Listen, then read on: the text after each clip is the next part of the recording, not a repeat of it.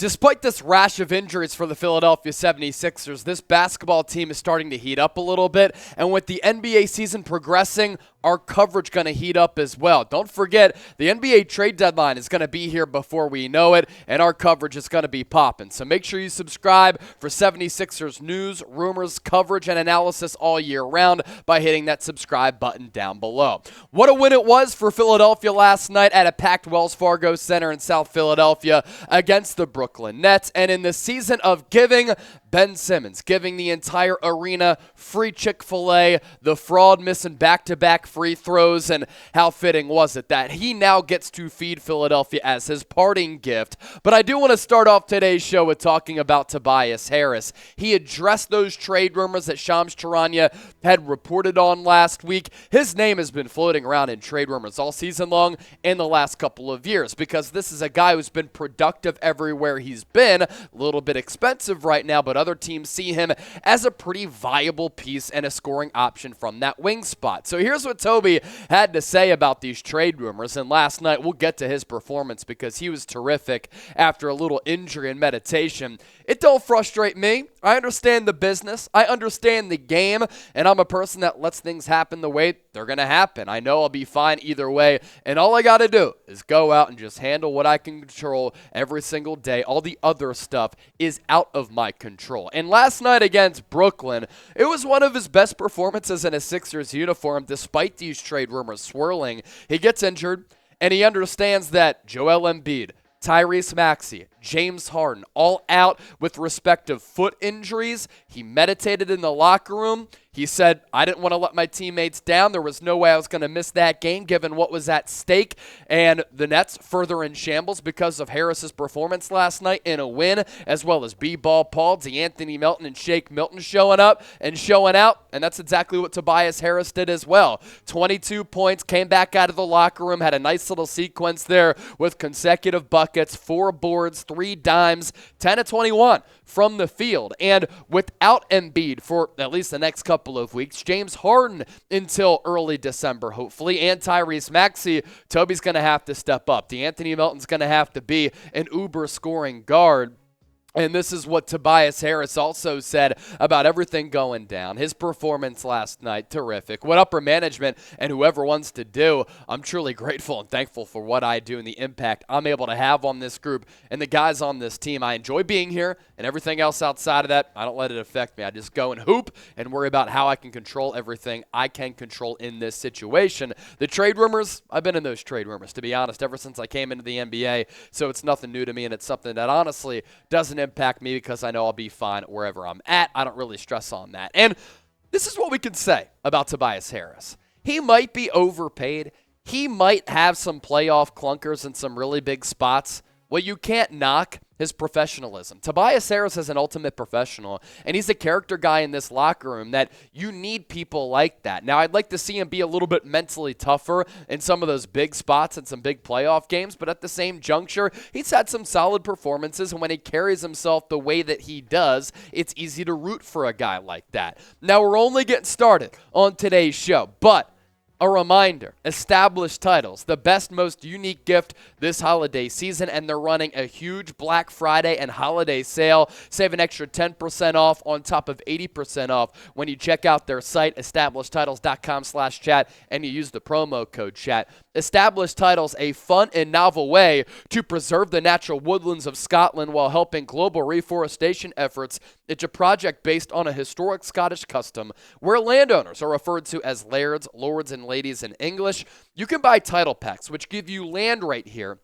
1 square foot of dedicated land with a unique plot number on this private estate in Edelston, Scotland. Can you imagine telling your parents, I got you land in Scotland? What? And we're helping the climate because they plant a tree with every order. You can officially include the title of Lord or Lady on your credit card, plane tickets, and dating profiles. As you can see, the purchase comes with a crest, and now I am referred to and called Lord Chase Sr. I'm flying back to Philadelphia for Thanksgiving, and on my plane ticket, on my boarding pass, it says Lord Chase Sr. So when they check me into my flight, I'm going to demand for them to call me Lord Chase Sr. This makes for an amazing last-minute gift. Established Titles running a massive holiday sale right now with discounts up to 80% off. Plus, like I said, you use that code CHAT, you get an additional 10% off. So one more time, it's establishedtitles.com/chat. Use the promo code CHAT. Get a plot of Scottish land right next to me and producer Coop and make somebody else really happy and special this holiday season. Going back to Toby here. Why would you trade him? Why would you entertain it? Well, it can make your basketball team better if you pull off the right move. And obviously, Philadelphia has championship aspirations, and Daryl Morey wants to improve his basketball team. Also, he's pretty expensive, so you free up salary cap space. He can be a salary cap matcher for another player who might fit a little bit better for your roster. I'd say he's very good, but he's not a great player, and maybe you get back a player who makes your team great, and he can be a little bit sketchy in big moments, as we talked about a little bit earlier. He can also help a lot of teams out there. He is a wing with good size, solid ball handling ability, pretty good three-point shooter, and on a mediocre to average team, he can give you 20-25 points per night on a championship contender. If the Sixers are looking for one thing and another team is looking for another, Toby can be a go-to scorer for another team where he doesn't really fit that role right now with the Sixers because of the star power atop this roster. So what would you do? It was Shams Charania who was saying that the Sixers thinking about shopping him, so got to take it as legit. T for trade, K for keep, let me know right now.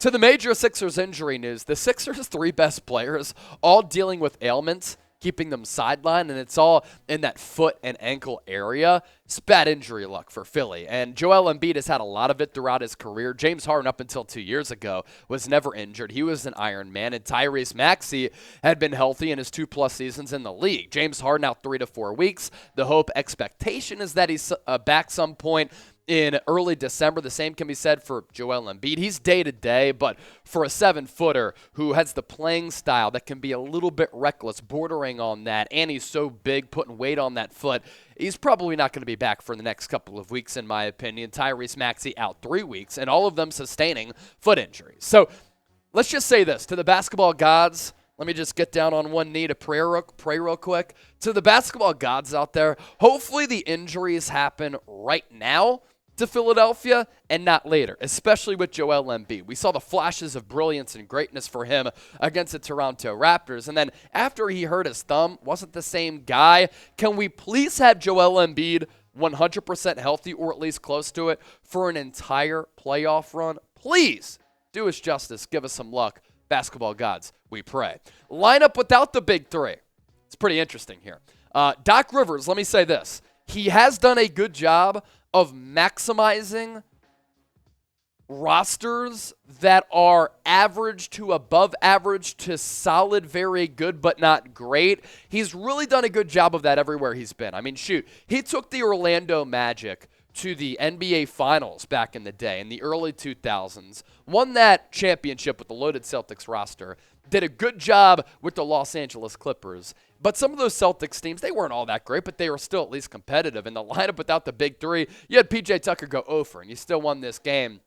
The Nets are just a shit show. Shake Milton was great, 16 points. Montrezl Harrell starting at that center spot, he had 6 points. But the two big dogs, DeAnthony Melton, Tobias Harris, and George Niang continues to be a really good option coming in off the bench. If you want to talk Sixers with me, make sure you hit me up on social media, Twitter and Instagram at Chase_Senior. I love chopping it up with everybody out there. Honestly, it's great to be able to host this show, talk Sixers on Sixers now, Eagles on Eagles now, as a kid who grew up as a diehard Philly fan growing up in the Philly burbs. And to my Philly Bulls, who needs to step up the most in the Big Three's injury absence without Joel Embiid, James Harden, and Tyrese Maxey? Let me know. Subscribe to the channel. Turn on those notices, and we'll catch you next time. Hope all of you have a fantastic Thanksgiving, safe travels, and enjoy your time with the fam.